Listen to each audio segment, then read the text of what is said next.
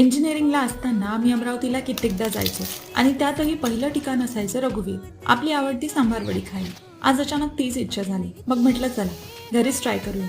आणि खरंच सांगते इतकी मस्त झालीये ना की घरी सुद्धा सगळ्यांनी म्हटलंय वा.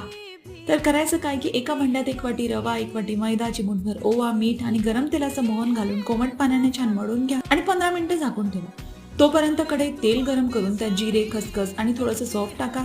नंतर घालूया खोबरा खीस, शेंगदाणा आणि तिळाचं कूट. आता काही बेसिक मसाले, साखर आणि चिमूटभर लिंबू सत्व घालून मिक्स करा आणि मग ह्यात जाईल 3 वाट्या बारीक चिरलेला सांबार. हा छान धुवून सुकवलेला असावा. 2-3 मिनिटं झाकण ठेवून शिजू द्या आणि गॅस बंद करा. बेसन थंड झाल्यावर व्हिडिओमध्ये दाखवल्याप्रमाणे वड्या भरून तयार करा आणि मग गरम तेलात सोनेरी कुरकुरीत होईपर्यंत तळून घ्या. बस अशा प्रकारे खमंग सांबार वडी तयार आहे. एकदा नक्की ट्राय करा. अशाच भन्नाट, घरगुती आणि सोलफुल रेसिपीजसाठी पॉज फ्लेवर बाय रुचिराला नक्की सबस्क्राईब करा.